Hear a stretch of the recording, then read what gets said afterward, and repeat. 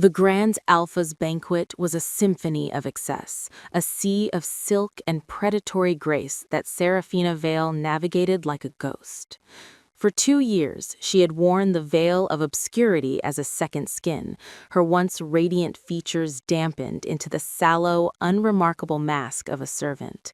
To the world, she was nothing but a girl who filled wine glasses and cleared away the debris of the powerful. To herself, she was a woman waiting for the world to become safe enough for her to breathe.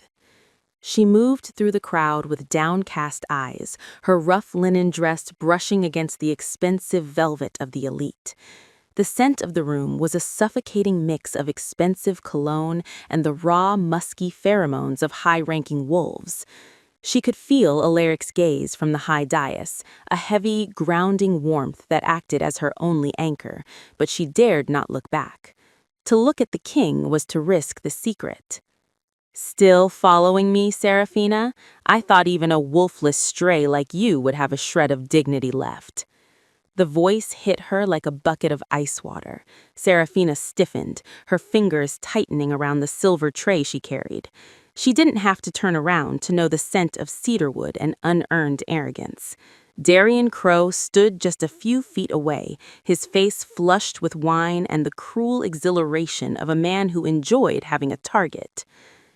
"I am working, Darian," she murmured, her voice soft, kept low to avoid notice. "Please, move aside." "Working?" Darian laughed, a jagged sound that drew the eyes of the nearby nobles. He stepped into her personal space, his broad shoulders blocking her path toward the kitchens. "Is that what we're calling it? I see you lurking in the corners every time I visit the capital. You're stalking me. You're still obsessed with the life you thought you'd have at my side before I realized you were a defect." Seraphina felt a spark of heat behind her ribs, the sun soul flickering in protest, but she forced it down. "I haven't thought about our life in years. You made your choice, now let me do my job." Darian's eyes narrowed, his blonde brows knitting together in a mask of drunken fury. He hated that she didn't flinch. He hated that the broken girl he'd left in the dirt now looked at him with nothing but weary pity. "You're a blight, Seraphina. You're a reminder of a mistake I made when I was too young to know better. You don't belong in this hall. You don't even belong in the shadows of this palace." Nearby, Lady Isolde Ravenshire paused her conversation, a predatory smile touching her lips as she watched the spectacle. The court loved a tragedy, and Darian was giving them a masterpiece. "Look at me when I'm speaking to you," Darian barked, grabbing her wrist. The tray clattered to the floor, the sound of silver hitting marble echoing like a gunshot. "You think because you're wearing the king's livery that you're protected? You're a servant. You're nothing." "Let go," Seraphina said, her voice gaining a dangerous edge she couldn't quite suppress. "Or what? You'll cry? You'll howl for a wolf that isn't there?" Darian's face distorted, his entitlement boiling over into physical violence. "You're a stain on my reputation just by existing in the same room." The movement was a blur. Darian's hand lashed out, a heavy, brutal swing fueled by wine and years of suppressed insecurity. The crack of his palm against her cheek was a sickening, wet sound that silenced the entire banquet hall. Seraphina's head snapped back, the force of the blow sending her stumbling toward the floor. She hit the marble hard, her hand flying to her face as the first hot, stinging tears of shock and pain blurred her vision. Darian stood over her, his chest heaving, a triumphant, ugly sneer on his lips. "That's better. Stay in the dirt where—" He stopped. The insult died in his throat. A low, humming vibration began to rise from the floorboards, a frequency so high it made the crystal chandeliers begin to scream. Beneath Seraphina's hand, the veil of obscurity didn't just fade, it shattered like glass. A single tear, shimmering like liquid gold, traced a path down her bruised cheek. Where it touched the floor, the marble blackened and cracked. Then came the light. It started as a faint glow beneath her skin, a soft amber radiance that quickly intensified into a blinding celestial white. The drab linen of her dress seemed to catch fire, the gray dye burning away to reveal a fabric of woven starlight. Her hair, once a dull brown, ignited into a cascade of molten gold that flowed down her back. The bruise on her face didn't heal, it glowed, a mark of silver-white pain that radiated with the power of a dying star. The room was plunged into a terrifying, holy brilliance. Nobles shielded their eyes, screaming in confusion as the servant girl rose from the floor. She wasn't just standing, she was ascending. The sun soul, suppressed for so long, roared to life, filling the hall with a heat that felt like the birth of a new day. In the center of the light, Seraphina opened her eyes. They were no longer brown, they were twin suns, burning with a divine, ancient wrath. High on the dais, the Alpha King was already moving, his silhouette a dark, jagged shadow against the explosion of her light. Darian Crow fell to his knees, not out of respect, but because the sheer weight of her presence was crushing the air from his lungs. The veil was gone. The Queen had arrived. The silence that followed the slap was more deafening than the blow itself. It was a vacuum, swallowing the music, the laughter, and the clinking of crystal. Seraphina's head was snapped to the side, her vision swimming in a haze of red and gold. The metallic tang of blood bloomed in her mouth, but it wasn't the pain that made her gasp. It was the heat. Where Darian's palm had met her skin, the veil of obscurity was not just breaking, it was incinerating. Darian stood over her, his chest heaving, the stench of expensive bourbon radiating off him in waves. He looked down at her with a sneer that had haunted her nightmares for 2 years. "You always were a pathetic shadow, Seraphina," he hissed, his voice carrying through the frozen hall. "Did you think hiding in the palace kitchens would make you look like anything more than the wolfless waste I threw away? Look at you, bleeding on the floor like the dog you are." He reached out, intent on grabbing her hair to force her to look at him, but he never made it. A sound resonated from the far end of the hall, not a shout, but the heavy, rhythmic thud of a single pair of boots against the marble. It was the sound of an approaching storm. Alaric Blackthorn had risen. The Alpha King did not run. He didn't need to. His presence expanded to fill every inch of the cavernous room, a suffocating weight of dominance that brought the 500 elites to their knees by instinct alone. The noble women gasped, clutching their throats as the oxygen seemed to vanish from the air. Darian froze, his hand trembling inches from Seraphina, his arrogance turning into a sickly gray mask of terror as he felt the king's shadow fall over him. Alaric moved past the high-ranking alphas and the trembling beta guards like a god walking among ghosts. His face was a mask of cold, terrifying marble, his eyes burning with a dark, predatory fire that promised no mercy. When he reached the center of the floor, the crowd parted like the sea before a hurricane. Darian scrambled backward, his voice cracking. "My king, my apologies. This servant, she was insolent, a common girl from my past. I was merely teaching her."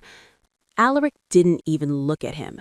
To the Alpha King, Darian Crow was already a dead man. He simply hadn't stopped breathing yet. Instead, the most powerful man in the 5 territories did something that shattered the court's reality. He sank to one knee. He didn't kneel to a foreign dignitary or a holy relic. He knelt in the dirt and the spilled wine at the feet of the girl in the drab linen dress. His large, scarred hands, capable of crushing a wolf's skull with a single squeeze, reached out with agonizing tenderness. He cupped Seraphina's face, his thumb brushing the blood from her lip. "I told you the world wasn't ready, but I will not ask you to hide for a second longer." As he spoke, the last of the magical veil dissolved. The mousy, dull brown of her hair ignited into a shimmering, molten gold. Her skin, once sallow and plain, began to radiate a soft solar luminescence that made the chandeliers above look dim. On her brow, the sun-soul crest flared to life, a crown of light that signaled a lineage older than the packs themselves. The room let out a collective, strangled gasp. They weren't looking at a maid, they were looking at the sun-soul queen. Seraphina looked into Alaric's eyes, the victim complex that had kept her small for years, warring with the raw, protective worship she saw in his gaze. She felt the power beneath her skin, a dormant sun wanting to go supernova. Alaric stood up slowly, his hand remaining locked in hers, pulling her up from the floor until she stood tall at his side. He finally turned his gaze toward Darian. The pressure in the room intensified until the windows rattled in their frames. Darian was hyperventilating, his knees hitting the floor with a dull thud, as the realization of his sacrilege finally set in. You recognized her as a servant. You remembered her as a girl you rejected. You saw someone you thought was small, someone you thought had no one to shield her. Alaric stepped forward, his shadow swallowing Darian whole. The king's hand moved with blinding speed, gripping Darian's throat and lifting the beta off the floor until his feet kicked uselessly in the air. Every wolf in this room will remember this night, Alaric declared, his eyes flashing with a lethal golden hue that mirrored his wife's eyes. You laid hands on my queen. In this life and the next, you are nothing but ash. With a flick of his wrist, Alaric hurled Darian across the hall like a rag doll. The beta crashed into a banquet table, splintering the wood and collapsing in a heap of broken silver. Alaric turned back to Seraphina, his expression softening only for her, even as the room remained gripped in a terror-stricken silence. He offered his arm, not as a master, but as a consort to a sovereign. Show them, Seraphina. Show them who you are. The light radiating from Seraphina did not fade. It pulsed like a living heart, casting long, flickering shadows against the ancient tapestries of the hall. Standing in the center of the wreckage of the banquet, she was no longer the girl who blended into the stonework. Her skin held the iridescent sheen of fine porcelain, and her golden hair seemed to catch a wind that didn't exist, floating in a halo of divine fire. The veil was a heap of invisible ash at her feet. Darian Crow scrambled backward on his hands and knees, his breath coming in ragged, pathetic gasps. The arrogance had been stripped from him, replaced by a raw, primal terror. He didn't even see the circle of steel closing in until it was too late. Marcus Ironclaw, the king's formidable beta and commander of the royal guard, stepped into the light. His hand was steady on the hilt of his broadsword, his face a mask of scarred granite. Behind him, a dozen guards in black and gold plate armor snapped into a perimeter, their spears leveling at Darian's chest. "Touch her again," Marcus rumbled, the sound like tectonic plates shifting, "and I will not wait for the king's command to separate your head from your shoulders." The court was a cacophony of hushed, terrified whispers. The noblewomen who had sneered at the maid moments ago now drew back, their faces pale with the realization of the sacrilege they had witnessed. Into this vacuum of shock stepped Evelyn Thornwood, an elder of the Silver Pine pack who had remained silent for years. She walked past the trembling Darian, her eyes fixed on Seraphina with a mixture of guilt and reverence. Evelyn turned to the gathered alphas, her voice clear and cutting through the silence. "You look at her now and see a queen," Evelyn declared, pointing a withered finger at the cowering Darian. "But I saw what this man did when she was nothing. I watched him systematically break her spirit for years. I saw him cast her out into the winter because she didn't manifest a wolf's scent, calling her a defect while he climbed the ranks on the back of her suffering. He didn't just strike a servant tonight, he struck the woman whose light he tried to extinguish because he was too small to stand in it. A murmur of disgust rippled through the hall. The tide of courtly opinion, usually so fickle, turned with the weight of a landslide. To strike a servant was a lapse in decorum. To have spent a lifetime abusing a sun-soul queen was a sin that demanded blood. Seraphina stood tall, her hand still resting in Alaric's, her eyes burning with a newfound clarity. She looked down at Darian, not with the fear of a victim, but with the cold, distant judgment of a sovereign. The man who had been her world was now nothing more than a speck of dust in the path of a rising sun. The atmosphere in the grand hall had shifted from the shock of a revelation to the heavy, suffocating tension of judgment. Darian Crow lay broken and disgraced at the center of the circle, but the true predator in the room was not the man cowering on the floor. It was the woman watching from the periphery with eyes like sharpened flint. Lady Isolde Ravenshire adjusted the silk of her glove, her gaze fixed on Seraphina's radiant form. To the rest of the court, Seraphina was a miracle. To Isolde, she was an obstacle that had just become a target. If the Sun Soul was allowed to take her place on the throne, Isolde's years of careful maneuvering to become Alaric's queen would vanish like smoke.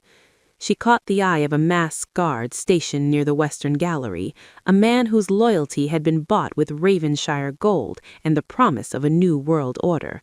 With a subtle, practiced nod, Isolde gave the signal. The chaos erupted in the rafters before it hit the floor. The sharp, mechanical thrum of a heavy-duty crossbow echoed through the vaulted ceiling, a sound that cut through the murmurs of the court like a blade. Seraphina, still adjusting to the raw influx of power coursing through her veins, felt the air ripple. Her sun-soul instincts screamed a warning, a sudden flare of heat behind her eyes that slowed time to a crawl. She saw the bolt, a jagged sliver of enchanted silver, dripping with a viscous, blackened fluid, streaking through the air toward her heart. She didn't have time to move. She didn't have time to scream. But Alaric Blackthorn was a warrior before he was a king. With a guttural roar that vibrated the very floorboards, Alaric threw himself in front of her. His massive frame became a shield of shadow against her light.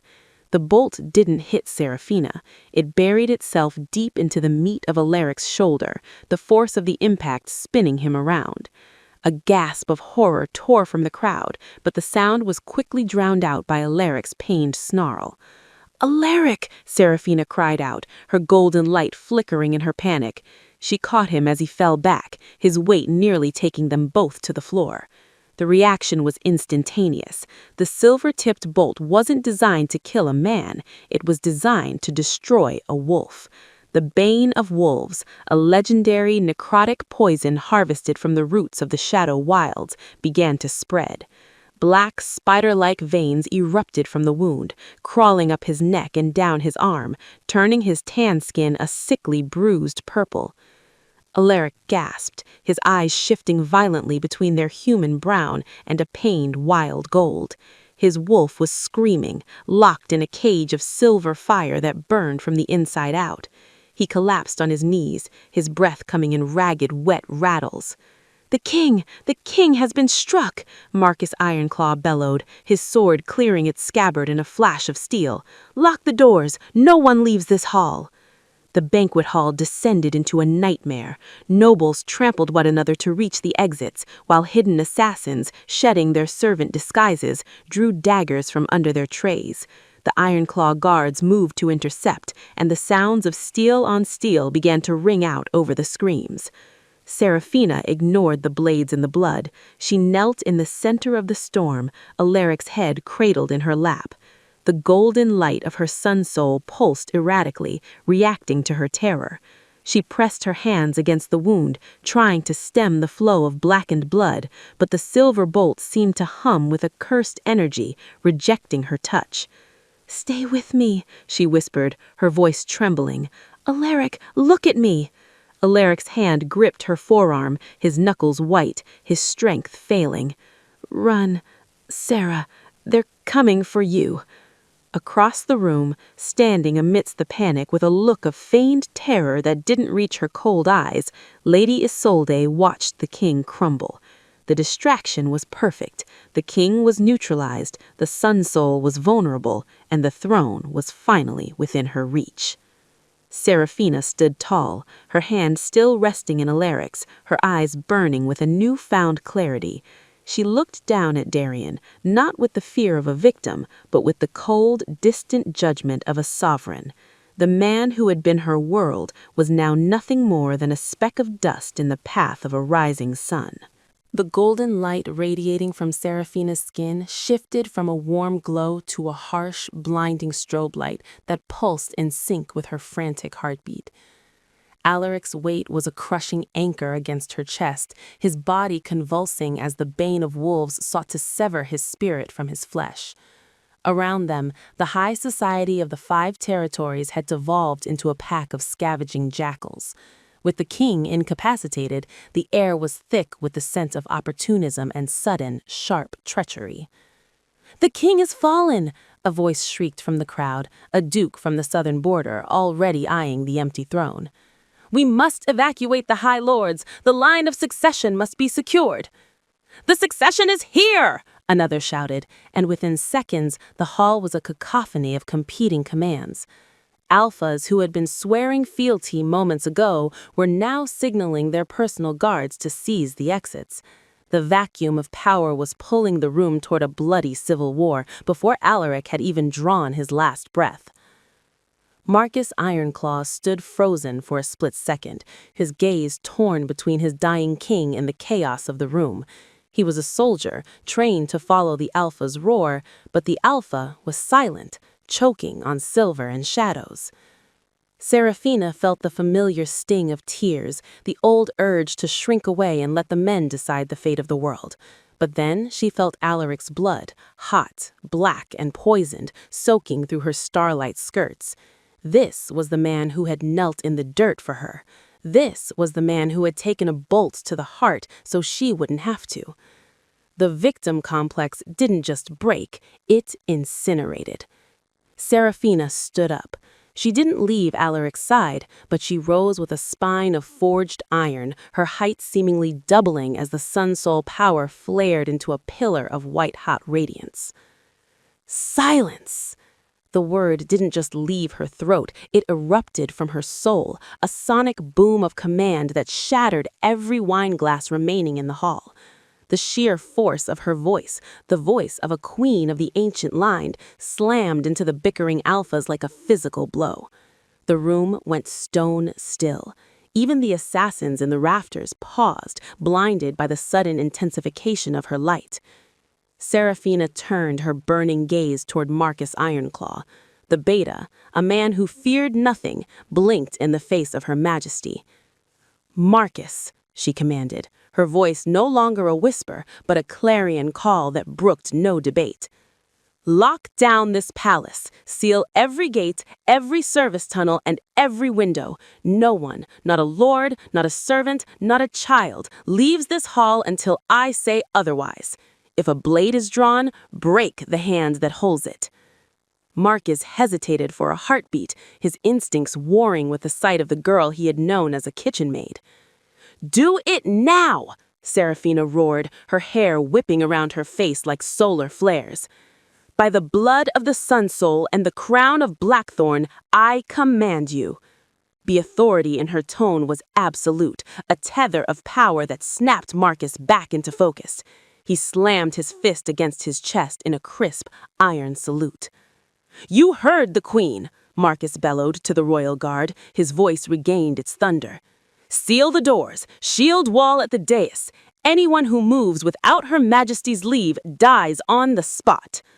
The guards moved with renewed purpose, their spears forming a thicket of steel around the royal couple. Seraphina looked out over the crowd, her eyes landing on the pale, frozen face of Lady Isolde and the heap of broken meat that was Darian Crow. She was no longer the girl who was rejected. She was the only thing standing between the kingdom and the dark. "Fetch the royal healers," Serafina said, her voice dropping to a terrifying, quiet intensity as she looked back down at her husband. "And bring me the woman who fired that bolt, or I will burn this palace to the ground to find her." The grand hall had become a gilded cage, the scent of expensive lilies and roasted meat now choked out by the metallic tang of blood and the sharp, stinging smell of ozone. Under Serafina's command, the iron portcullises had crashed shut with a finality that echoed through the bones of every wolf present. The royal guards stood like statues of obsidian, their spears leveled at the throats of the trembling aristocracy. In the center of this ring of steel, Alaric lay on a bed of velvet cloaks, his breathing a shallow, rhythmic rasp that sounded like dry leaves skittering over stone. Serafina stood over him, her golden radiance casting long, dancing shadows that made her look 10 feet tall. The sun soul within her was no longer a flicker, it was a hungry flame, demanding justice for the king who had bled for her. Her gaze, sharp as a diamond and twice as hard, swept the room until it locked onto Lady Isolde. Isolde was attempting to blend into a cluster of weeping duchesses, her hands clasped in a mask of pious grief. But Serafina saw the way the woman's eyes darted toward the sealed exits, and the way her fingers nervously toyed with a sapphire pendant the raven's fire pressed. "Bring her to me," Serafina said. Her voice wasn't loud, but it carried the weight of a mountain. Marcus Ironclaw didn't hesitate. He strode through the crowd, his heavy boots cracking the floor tiles, and seized Isolde by the elbow.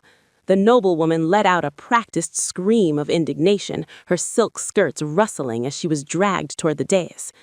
"How dare you?" she hissed, though her voice lacked its usual bite of honey. "I am a daughter of the North. You cannot treat a high-born lady like a common criminal, you kitchen stray." Marcus threw her down at Serafina's feet. Isolde landed hard, her elaborate coiffure spilling over her shoulders. She looked up, and for the first time in her life, she saw a predator that was higher on the food chain than herself. Serafina didn't look down with anger, she looked down with the terrifying neutrality of a sun that was about to incinerate a planet. The time for titles ended the moment that bolt left the rafters, Isolde. Serafina stood up. The heat radiating from her made the air shimmer.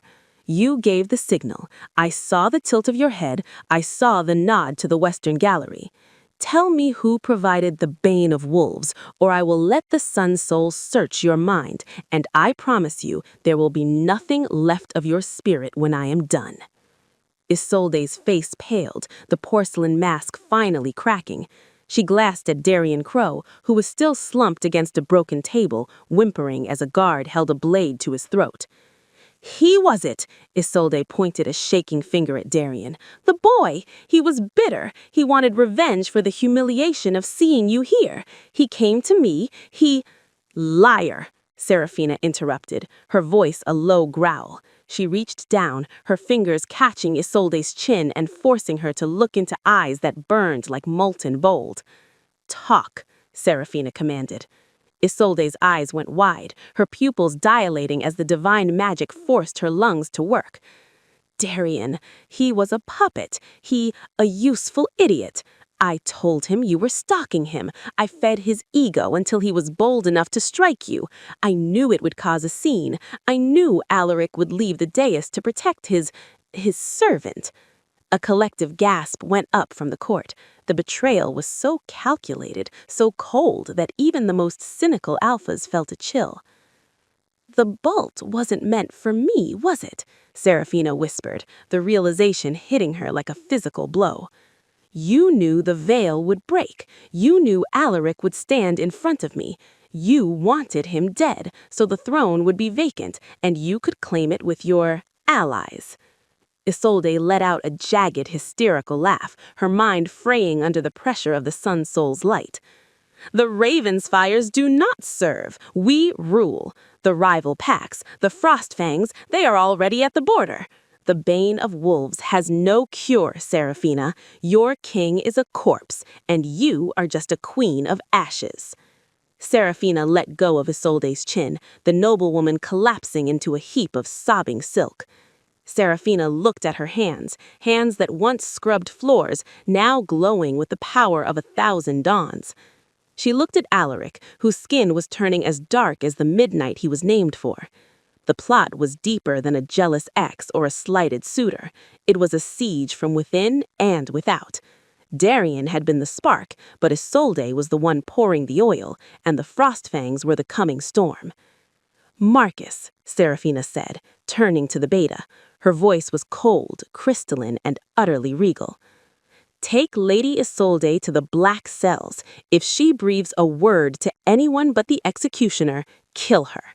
And Darien," she glanced at the man who had once been her entire world, "throw him into the pens with the Omegas. Let him see what it's like to be the wolfless waste he so despised." "And the king, Majesty?" Marcus asked, his eyes full of a desperate hope. Serafina knelt back down beside Alaric, her fingers hovering over the blackened wound. The sun soul in her chest was screaming, a dormant lineage of light that had been suppressed for centuries. Isolde said there was no cure, but Isolde didn't know the depth of the blood that ran through Serafina's veins. "The Ravensfires think they know the dark," Serafina whispered, her light intensifying until the entire hall was washed in a blinding, holy white.